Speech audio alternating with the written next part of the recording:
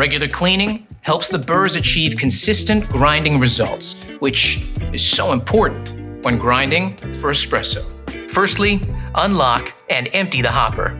Then remove any remaining coffee beans. Replace and lock the hopper.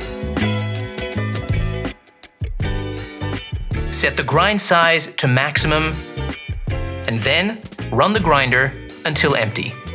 Unlock and remove the upper burr by pulling the wire arm up and twisting counterclockwise. Clean the upper and lower burr with the burr brush. Remove the tamp cover to clean the grind outlet with the cleaning brush before placing the cover back into position. Align the index marks and push the upper burr firmly into position. Lock the upper burr by rotating clockwise.